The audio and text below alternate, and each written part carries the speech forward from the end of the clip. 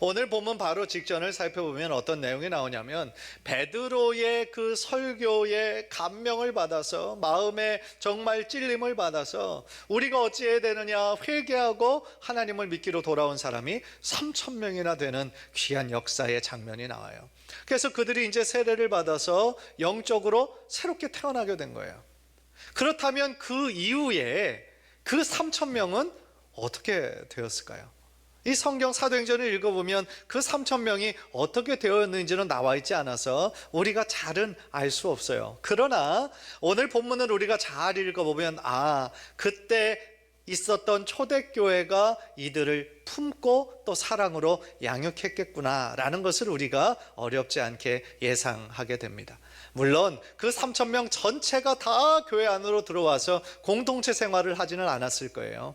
오순절이라고 하는 이스라엘의 명절에 다른 나라에서 온 유대인들이 모여서 또 은혜 받은 경우도 있었겠죠. 그 사람들은 다 각국으로 돌아갔습니다. 그러나 예루살렘 지역에 살던 사람들은 그 예루살렘 교회로 들어가서 함께 공동체 생활을 하고 신앙으로 말씀으로 양육하는 그런 교회의 모습이 되었을 거라고 우리가 예상할 수 있다라는 것이죠. 따라서 오늘 본문을 통하여서 그 초대교회, 모든 교회의 원형이 되고 우리가 닮아가야 하는 그 교회의 본질을 우리가 붙잡아야 되는데, 과연 초대교회는 무엇이 중심이 된 공동체였을까? 우리가 함께 오늘 말씀을 나누면서 오늘날 우리들의 교회의 모습에도 바로 이런 교회 되기 원합니다. 우리가 그런 기도하는 마음으로 하나님의 말씀을 들으실 때 하나님의 크신 은혜와 깨달음이 저와 여러분 모두에게 임하시기를 주님의 이름으로 간절히 축원합니다. 무엇보다도요, 초대교회는 무슨 공동체였냐면요, 말씀 중심의 공동체였습니다. 여러분 42절을 보십시오. 42절에 그들이 사도의 가르침을 받아 그랬습니다. 이 초대교회를 설명하면서 가장 먼저 나오는 것이 사도의 가르침을 받았다라는 거예요. 여러분, 그때 당시에 성령을 받은 그 120명의 성도들 뿐만 아니라 베드로의 설교를 듣고 새롭게 막 태어난 사람들은 어떤 특성이 있었을까요? 갈급한 마음이 있었겠죠. 하나님의 은혜에 갈급한 마음이 있었을 거예요. 하나님에 대해서, 예수 그리스도에 대해서 더욱더 알고 싶은 마음이 있었을 겁니다. 그런데 문제는 저들이 알고 있는 지식이 너무나 없었다라는 거죠. 저들의 마음이 정말 뜨거워져서 무엇인가 다른 일이 지금 자신 안에 일어나는 것을 알면서도 막상 무엇을 믿고 믿음으로 어떻게 세상을 따라가야 하는지에 대해서는 아직 잘 모르는, 그런 영적으로는 아기의 상태에 머물러 있었을 거라는 거예요. 그러나 참 다행스러운 거는 지금 그들 곁에 누가 있냐면 120명의 성도들이 있어요. 또한 그 중에 예수님의 제자들이 그 안에 있어요.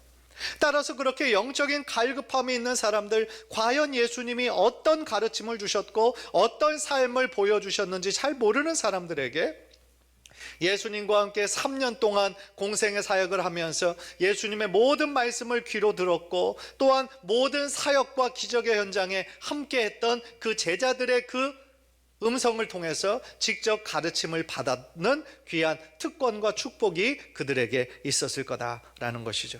그래서 그들은요, 사도의 가르침을 받아 어떻게 됐을까요? 영적으로 성장할 수가 있었어요. 그들의 믿음이 더욱더 견고해질 수가 있었다라는 거죠. 다시 말하면 사도들이 가르쳤던 예수님의 그 말씀으로 인하여 저들이 자랄 수 있는 필수 영양소인 영양을 얻을 수 있었다라는 얘기죠. 여러분 생각해 보세요. 아기들이 태어나면 정말 수시로 먹어야 됩니다. 아기들이 하는 일이란 먹고 자는 일이 거의 대부분이에요. 그러한 일들을 계속 반복하면서 그들이 뼈가 튼튼해지고 저들의 몸이 자라고 점점 더 성장할 수가 있다라는 것이죠. 말씀도 똑같다라는 거예요. 우리가 영적으로 자라기 위해선 예수님의 말씀이 너무너무 중요하다라는 거예요. 그래서 예수님께서 마태복음 4장 4절에 이렇게 말씀하셨습니다. 우리 한번 다 함께 읽읍시다. 시작.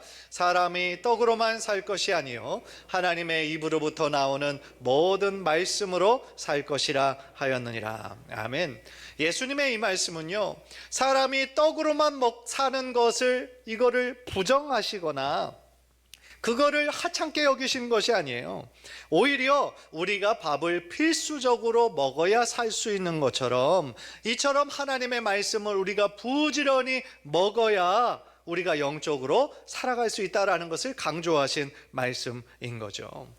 바울은 또 비슷한 문맥에서 이렇게 말했습니다. 로마서 10장 17절에 믿음은 들음에서 나며 들음은 그리스도의 말씀으로 말미암았느니라, 이렇게 말씀하셔요. 무슨 얘기예요? 믿음은 저절로 생기는 게 아니라는 거예요. 믿음은 저절로 생기는 게 아닙니다. 예수님의 말씀을 부지런히 들음으로 작은 믿음이 생겨나기 시작하는 거예요. 즉 말씀이 나의 믿음을 자라게 한다라는 겁니다. 두 번째로 이 초대교회는 어떤 공동체였습니까? 진정한 나눔과 교제가 있는 공동체였습니다. 44절 45절을 보세요. 믿는 사람이 다 함께 있어 모든 물건을 서로 통용하고 또 재산과 소유를 팔아 각 사람의 필요를 따라 나눠주며 했습니다. 모든 물건을 서로 통용했대요. 그리고 각 자신의 재산과 소유를 팔아서 다른 사람들의 필요를 따라 그렇게 나누는 삶을 살았대요. 참 요즘 말로 하면 어떻게 이렇게 삽니까? 이건 참 힘든 얘기죠. 그런데 놀라운 거는요, 이들이 이렇게 실천했던 공동으로 소유하고 이렇게 살아가는 거는 강제적인 것이 아니었어요. 그게 법이 아니었어요. 순전히 자발적인 방식이었어요. 그래서 공동체의 어떤 필요에 따라서 언제든지 자신의 그 물질과 소유를 공동의 유익을 위하여서 내어놓을 준비가 되어 있었다라는 것이죠. 그들이 그렇게 실천할 수 있었던 이유는 바로 이 이유예요. 성령님께서요, 그들의 마음에 강하게 역사해 주셨기 때문에 그들이 주님 안에서 우리는 다 한 가족이다 라고 하는 공동체 의식이 있었기 때문에 가능했다라는 것이죠. 여러분 생각해 보세요. 그들 서로가 생각할 때 별로 관계가 없어요. 또 함께 살아갈 이유가 별로 없는 사람들이라면 어떻게 이런 삶을 실천할 수가 있었겠습니까? 자신의 재산과 소유를 나눌 수 있다는 것은 이제 같은 운명 공동체라는 뜻이죠. 함께 인생의 동반자가 된다라는 그러한 뜻이 있죠.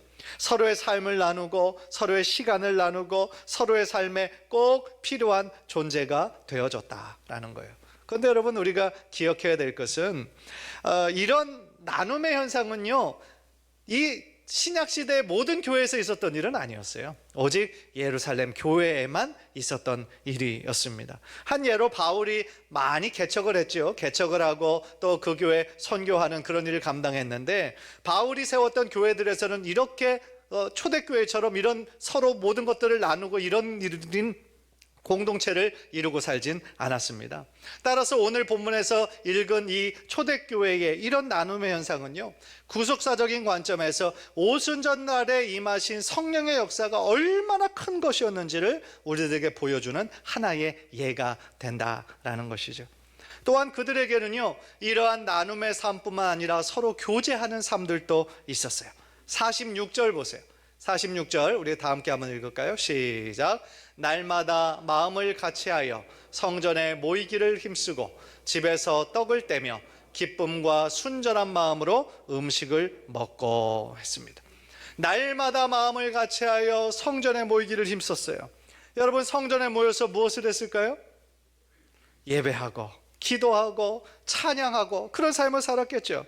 또한 성전에 오는 유대인들도 있잖아요. 유대인들에게 뭘 했을까요? 복음을 전했겠죠. 예수의 그 부활의 그 복음을 전했겠죠. 그리고 그래서 그들은 자발적으로 모여서 성령 충만한 예배를 하나님 앞에 드렸다라는 거예요. 그래서 여기서 말하는 교제는요, 단순히 같이 밥 먹고 잡담하고 놀았다 그런 뜻이 아니에요. 헬라어로 교제라는 단어는 코이노니아라는 단어입니다. 코이노니아라는 단어에는 공유하다, 서로 나누다, 동반자가 되다 그런 뜻이 있어요.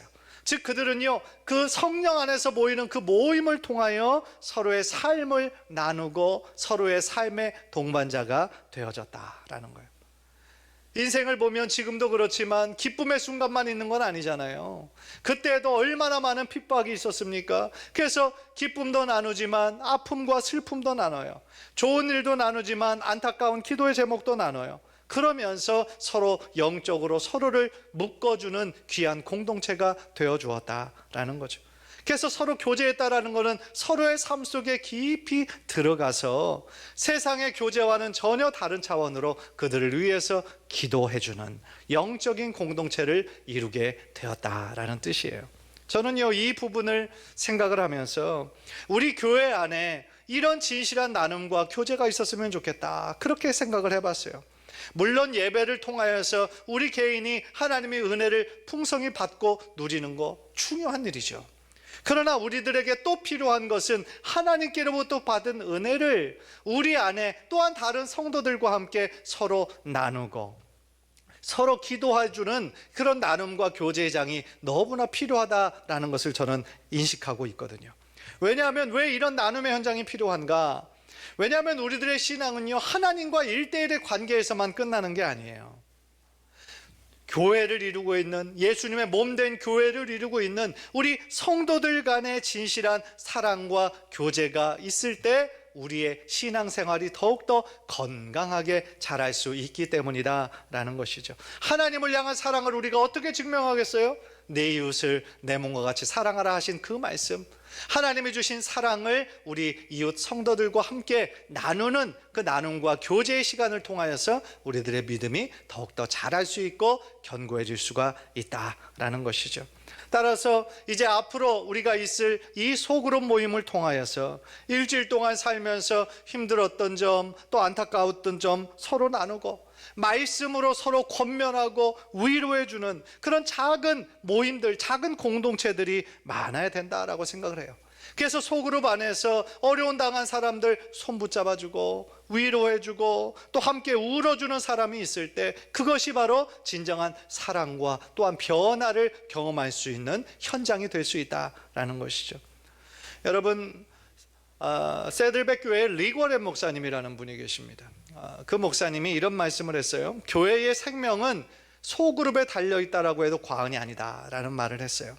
왜냐하면 성도의 변화가 어디에서 잘 일어나느냐 보니까 이 소그룹 안에서 진정한 영적인 교제와 나눔을 통하여 많은 변화가 일어나더라는 것이죠. 이처럼 건강한 소그룹이 너무너무 중요하다라는 거예요.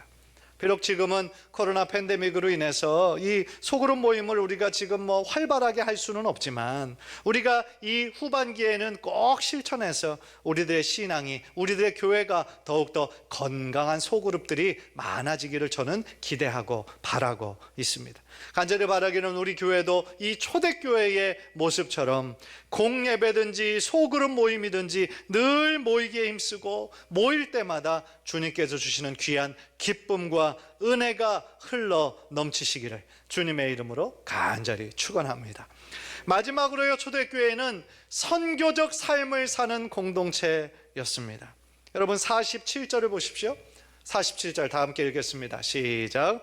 하나님을 찬미하며 또 온 백성에게 칭송을 받으니 주께서 구원받는 사람을 날마다 더하게 하시니라. 아멘. 성령님께서 임하셨습니다. 그들이 성령의 충만을 받고 변화한 것은, 제일 큰 변화는 뭐였냐면 성령을 받기 전에는 이들이 예수님을 믿기는 하지만 세상을 두려워하는 사람들이었어요. 세상의 핍박을 두려워했어요. 그러나 성령이 임하시고 난 후에 이들은 세상의 핍박을 전혀 두려워하지 않고 밖에 나가서 예수의 복음을 전하는 담대한 복음 증거자가 됐어요. 그것이 가장 큰 변화였죠. 여러분, 증인의 사명은 무엇입니까? 증인, 자신이 보고 듣고 알고 있는 것을 정직하게 얘기하는 사람이 증인이에요.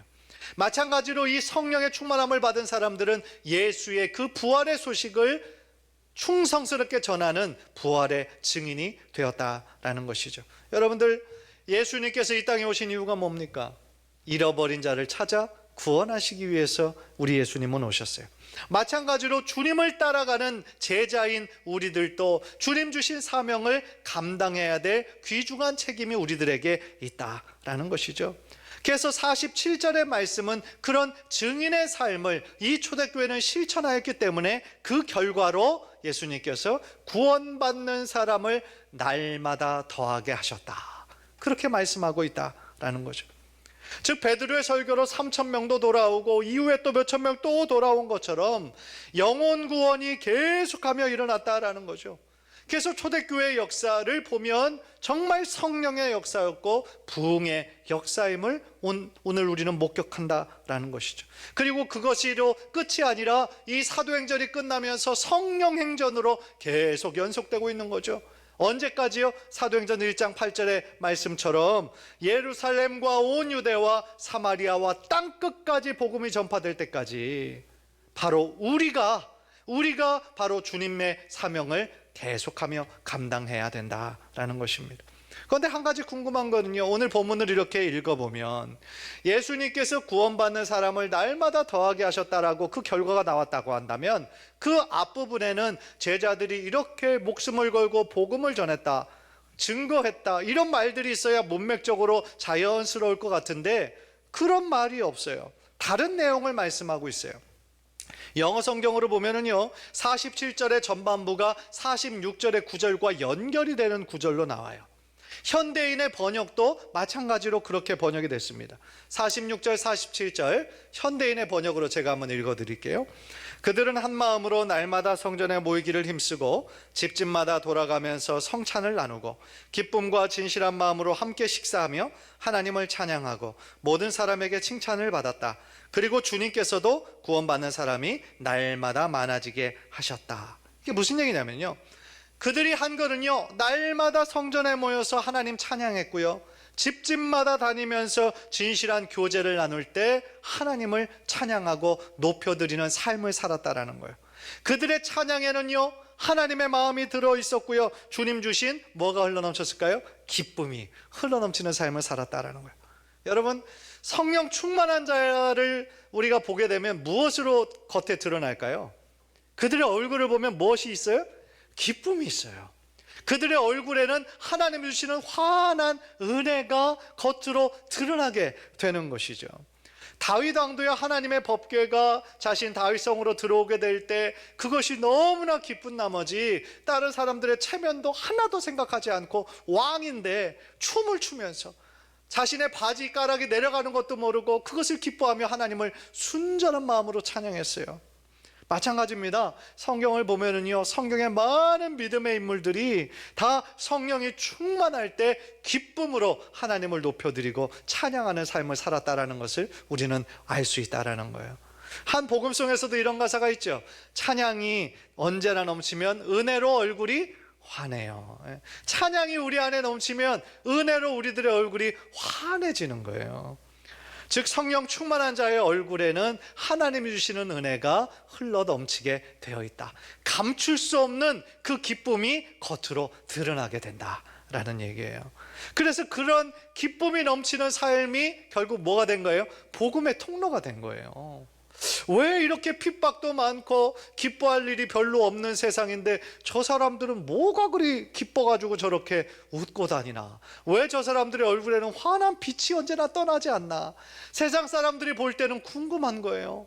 그리고 나도 그 기쁨을 갖고 싶은 마음이 들 거 아니에요. 그러니까 그들의 삶이 복음을 담대하게 증거한 그것이 없어도 그들의 삶이, 그들의 성령 충만한 삶이 곧 복음의 통로가 되고 선교의 통로가 될 수 있었다라는 것이죠. 저는 그런 면에서 여러분의 얼굴에서, 여러분들의 표정에서 성령님께서 주시는 그 기쁨이 흘러 넘치시는, 정말 성령으로 인하여 환한 얼굴로 사시는 우리 성도님들 되시기를 주님의 이름으로 간절히 축복합니다. 그것이 결국 하나님께서 나와 함께 하시는 삶의 증거가 된다라는 것이죠. 그런 면에서 초대교인들의 삶은요, 그러한 하나님이 함께 하시는 성령 충만한 기쁨이 넘치는 삶을 살았기 때문에 온 백성에게 칭송을 받았다라는 거예요. 신앙이 있고 없고 신앙을 전혀 모르는 사람들이라 할지라도 주변 사람들에게 인정을 받고 칭찬을 듣는 삶을 살았다라는 거예요. 그래서 그들의 삶을 통하여 하나님께서 구원받는 사람을 날마다 더하게 하셨다라는 거예요. 정말 당연한 말씀이고 우리들도 오늘날의 모든 교회들이 다 그런 삶을 살아야 될 텐데 실제적으로는 참 부족한 점들이 많은 것 같아서 마음이 안타깝습니다. 물론 우리들 주변에서 정말 크리스찬답게 겸손하면서 진실하게 맡겨진 일에 충성하는 분들도 많이 계세요. 우리 교회 안에도 많이 계세요. 그래서 사회에서도 평판이 좋으시죠. 칭찬 많이 하세요. 그런데 또 어떤 부분에서는 사회의 평판이 별로 안 좋은 경우도 종종 있는 거죠. 믿는 자들이 정말 더욱더 하나님 앞에 거룩하고 정직하고 의로운 삶으로 이 사회를 조금씩 변화시켜 나가야 되는데, 교회는 다니지만 세상에 너무나 쉽게 동화되고 또 세상과 타협하는 경우도 많이 있는 것이 사실이라는 거죠. 이 시간에 그것이 누구의 잘못인가를 탓하고 싶진 않습니다. 그러나 우리들 스스로에게 질문해 봐야 되는 것은 있어요. 그게 뭐냐면, 나의 삶이 과연 오늘 이 본문에 우리가 읽은 것처럼 내 주변의 사람들에게 칭찬 듣고 인정받는 삶을 살고 있느냐는 거예요. 여러분들 주변에 많은 이웃들이 내가 굳이 목사이고 장로이고 권사이고 집사임을 내가 얘기하지 않아도 내가 정말 크리스찬임을 다른 사람들이 알고 있냐는 거예요. 크리스찬답게 살아가고 있냐는 거예요. 역시 교회 다니는 사람은 다르네, 뭐가 달라도 다르네, 이런 말을 들어야 되는데, 교회 다니는 사람이 왜 그래? 라는 말을 들으면 안 된다는 것이죠. 만약에 그런 말을 우리가 듣게 된다면 정말 하나님 앞에 철저히 회개해야 된다는 거예요. 내가 주님의 영광을 가리웠잖아요. 그런 삶을 살아서는 안 된다라는 거죠. 지금 시대 특별히 지금 사람들의 마음이 많이 지금 닫혀져 있고 복음의 문이 지금 열려 있지 않은 이런 상황에서는 더더욱이 우리들의 입술로만 복음을 전하는 게 중요한 것이 아니라 우리들의 말 한마디, 우리들의 다른 사람을 향한 태도, 우리들의 모든 삶의 모습들이 정말 중요한 하나님의 메시지가 될 수 있음을 우리는 기억해야 된다라는 것입니다. 오늘 본문에 나오는 초대교인들은 분명히 그런 삶을 살았어요. 그들의 삶 자체가 바로 선교적인 삶이었기 때문이고요, 그들의 공동체 전체가 선교적인 공동체였기 때문이다라는 겁니다. 사랑하는 성도 여러분, 이것만은 좀 꼭 기억하셨으면 좋겠어요. 여러분들 한 사람 한 사람이 교회입니다. 한번 따라해 봅시다. 내가 곧 교회다. 우리가 교회다. 우리가 바로 하나님의 움직이는 교회인 거예요. 우리가 모든 믿는 자들의 대표인 거예요. 그런 면에서 저는 우리 교회가 성령님께서 강하게 역사하시는 성령 공동체가 되시기를 간절히 원하고 있습니다. 그러기 위해서 오늘 말씀처럼 초대교회처럼 말씀이 중심이 되는 공동체, 진정한 나눔과 교제가 있는 공동체, 또한 선교적 삶을 살아가는 그러한 공동체가 되어서 정말 우리 교회가 많은 교회 중에 그냥 또 다른 교회가 아니라 많은 교회 중에서 꼭 필요한 하나님이 주목하시는 교회, 하나님께서 기뻐하시는 교회 되도록 더욱더 우리가 헌신하고 노력하는 주의 귀한 백성들 모두 되시기를 주님의 이름으로 간절히 축원합니다.